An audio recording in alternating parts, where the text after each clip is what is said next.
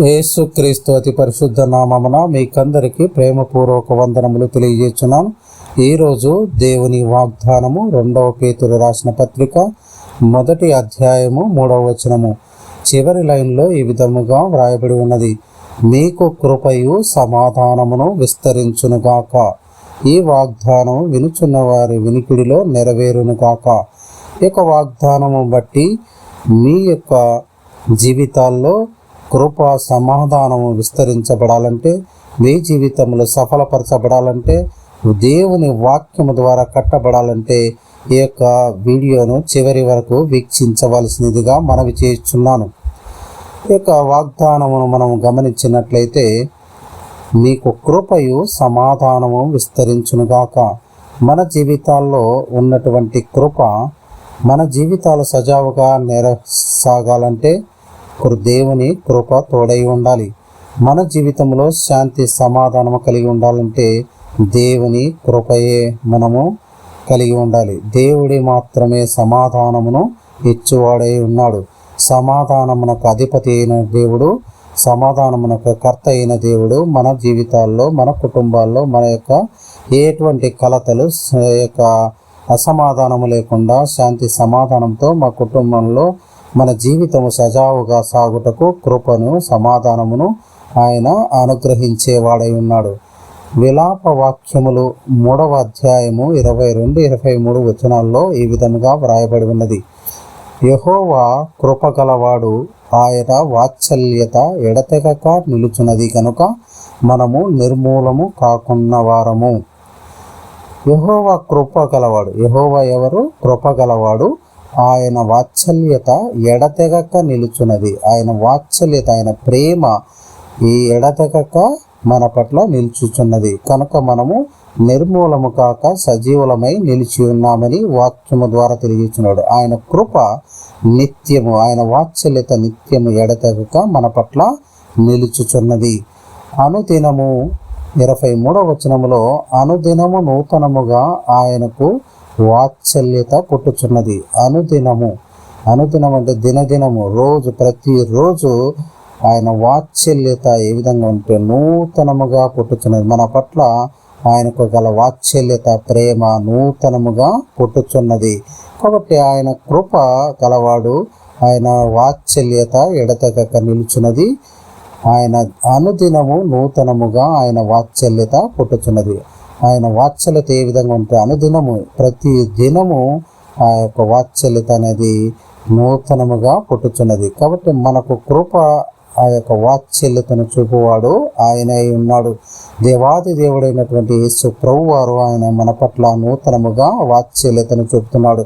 ఈ రోజున్న కృప రేపు ఉండట్లేదు, రేపున్న కృప ఎల్లుండి ఉండట్లేదు. కాబట్టి అనుదినము నూతనముగా ఈ రోజున్న కృప కంటే రేపటికి కృప రెట్టింపు అవుతున్నది. అదేవిధంగా ఎల్లుండికి ఇంకను నూతన పరచబడుతున్నది. కాబట్టి మనము ఆయన కృపలో మనము భద్రపరిచిబడి మనము ఆ యొక్క కృపలో విస్తరించుచున్నాం.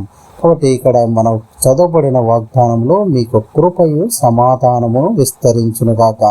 ఇప్పటి వరకు మనము ఏదైతే కలిగి ఉన్నామో, ఏదైతే జీవితాన్ని కలిగి ఉన్నామో, మంచి ఆరోగ్యాన్ని కలిగి ఉన్నామో, మన జీవితంలో ఆర్థిక సఫలతను కలిగి ఉన్నామో, అదేవిధంగా నీ జీవితంలో మంచి జాబ్ను కలిగి ఉన్నావా, నీ జీవితంలో మంచి ఉన్నతిని కలిగి ఉన్నావా, సంపదను కలిగి ఉన్నావా, సంతోషాన్ని, సమాధానాన్ని కలిగి ఉన్నావా, అటువంటి ఏదైతే నీవు కలిగి ఉన్నావో ఆ యొక్క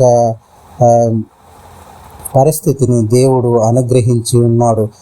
అట్టి కృపను, సమాధానమును దేవుడు అనుగ్రహించి ఉన్నాడు. కాబట్టి మనము కలిగి ఉన్నాం.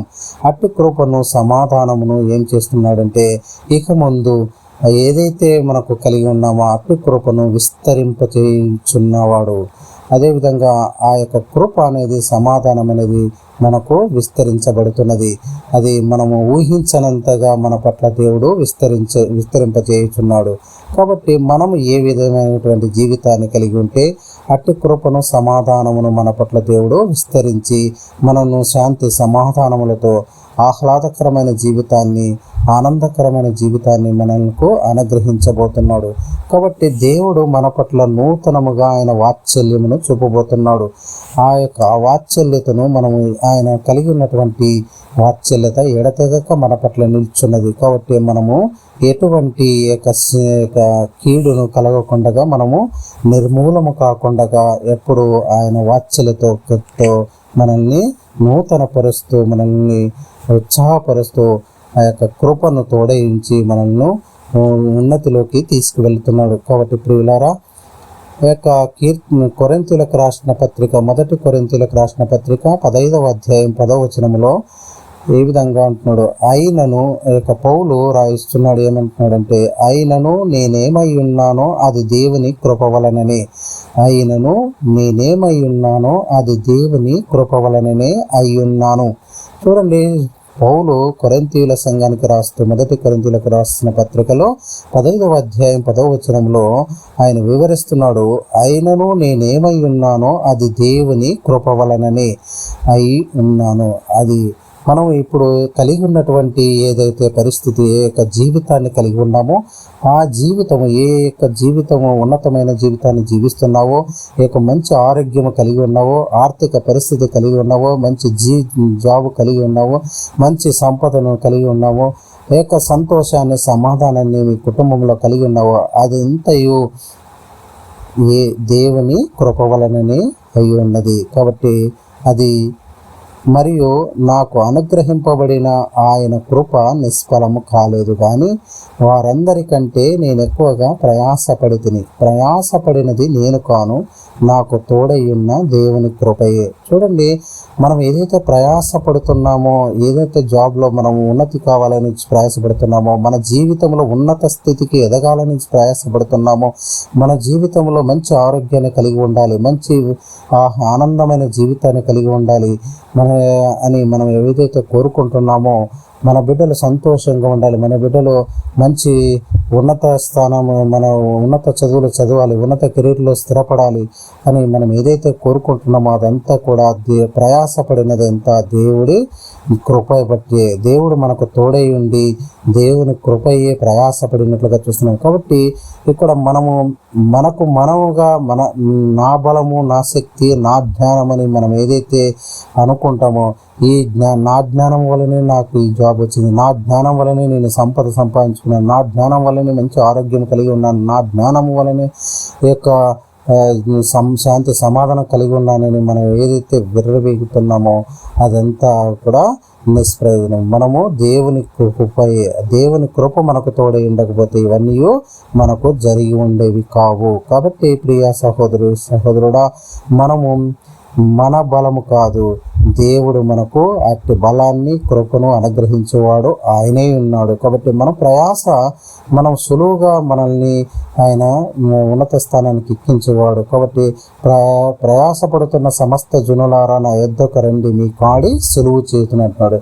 మనం ఏదైతే కార్యాన్ని తలపెట్టి ఉన్నామో ఆ కార్యాన్ని ఏ విధంగా సులువుగా చేయాలి, జాబ్ని ఏ విధంగా పొందుకున్నాలి, ఏ విధంగా మనం మంచి సంపదను పొందుకున్నాలి, మంచి జీవితాన్ని, ఆహ్లాదకరమైన జీవితాన్ని ఉండాలి, మన పిల్లలకు ఎటువంటి మంచి జీవితాన్ని అందించాలి, ఇటువంటివన్నీ కూడా మనము దేవుని సన్నిధిలో మనం గోజాడినట్లయితే, ప్రార్థించినట్లయితే ఆయన కృప మనకు తోడై ఉండి అనుదినము నూతనముగా ఆయన వాత్సల్యత చూపుతూ మనకు నూతనమైన ఆలోచనలను, ఆయన ఆలోచనకర్త ఉన్నాడు. కాబట్టి మనపై దృష్టి ఉంచి ఆయన ఆలోచన చెప్పేవాడు ఉన్నాడు, మన ప్రయాసమును సులువు చేసేవాడు ఉన్నాడు. చూడండి, ఒక ఎగ్జాంపుల్ చూసినట్లయితే 15వ అంతస్తులో ఉన్నటువంటి ఒక వ్యక్తిని కలవడానికి మనం మెట్లు ఎక్కి వెళ్ళి ఆయన కలిసి రావడానికి ఎంత ప్రయాసపడవలసి వచ్చిందో, అదేవిధంగా అదే బిల్డింగ్కి లిఫ్ట్ ఉన్నట్లయితే ఎంత ఈజీగా మనము ఆయన చేరుకుని మాట్లాడి రాగలము 15వ అంతస్తు కూడా. కాబట్టి ఆ విధంగా మనము ప్రయాసపడినట్లయితే మెట్లు ఎక్కి 15వ అంతస్తుకు చేరిన విధానం అవుతుంది. అదే దేవుడిని తోడై ఉండి దేవుడి సహాయం కోరుకుని మనం ఏదైతే కార్యాన్ని తలపెట్టి ఉంటే, లిఫ్ట్లో ఒకతను వెళ్ళి 15వ అంతస్తుకి వెళ్ళి పరామర్శించి వచ్చినట్లుగా అంత ఈజీగా దేవుడు తన ఆ కార్యాన్ని మన పట్ల జరిపించగలవాడు ఉన్నాడు. కాబట్టి మనము దేవుని ముందుగా పెట్టి ఏ కార్యాన్ని మనం చేసినట్లయితే అది సులువుగా చేయగలవాడు. ఆ యొక్క చేయడానికి సులువైన మార్గములు చూపించేవాడు దేవాది దేవుడని యేసు ప్రభు వారు. కాబట్టి మనము ఆయన యందు లక్ష్యముంచి ఆయన యందే మనము ఆధారపడి ఆయన కృపను తోడయించుకొని మనము ఆయన కృప లేకపోతే మనము ఎటువంటి శాంతి సమాధానము కలిగి ఉండలేము. కాబట్టి మనకు ఇప్పుడు ఏదైతే జీవితాన్ని కలిగి ఉన్నావో అట్టి జీవితంలో మన దేవుడు అనుగ్రహించినటువంటి కృప వలనే కలిగి ఉంది. కాబట్టి అట్టి జీవితాన్ని ఇంకనూ సంతోషకరమైన, ఇంకనూ సమాధానకరమైన జీవితముగా, ఇంకనూ ఆహ్లాదకరమైన జీవితముగా, ఇంకనూ సమృద్ధి గలమైన జీవితముగా మార్చబోతున్నాడు. ప్రియులారా, మీకు కృపయు సమాధానమును విస్తరించునుగాక అని తెలియజేస్తున్నాడు. కాబట్టి మనకు కలిగినటువంటి కృపయు, దేవుడు చూపించినటువంటి కృపయు సమాధానమును విస్తరించబోతుంది. కాబట్టి మీరు నమ్మినట్లయితే, ఈ యొక్క సమయంలో మీరు నమ్మినట్లయితే దేవుని పాదముల చెంతన చేరి మీరు వాగ్దానమును బట్టి ఎత్తిపట్టి ప్రార్థించినట్లయితే మీ కుటుంబాల్లో కూడా అట్టి కృపయు సమాధానం విస్తరించును గాక. ఈ సమయంలో మీ కొరకు ప్రార్థిస్తున్నాను. కృపా కనికరము గల మహామిక్కిలి ప్రేమ గల మా పరలోక తండ్రి, నీ ఘనమైన పాదం బట్టి వందనములు, స్తుతులు, స్తోత్రములు నాయన. అవును తండ్రి, మీరు చూపినటువంటి కృప సమాధానము తండ్రి మా పట్ల విస్తరించును గాక.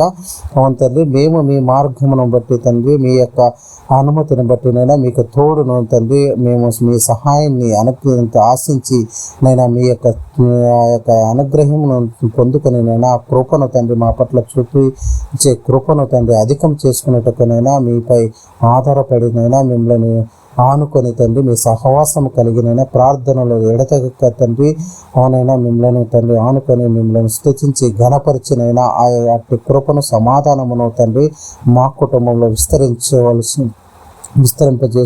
విస్తరింపచేయవాడు మీరే నమ్ముతూ విశ్వసిస్తూ త్వరలో రానటువంటి యేసయ్య అతి ప్రశస్త నామమున ప్రార్థన చేసి అడిగి పెట్టుకుంటున్నాం మా పరమ తండ్రి.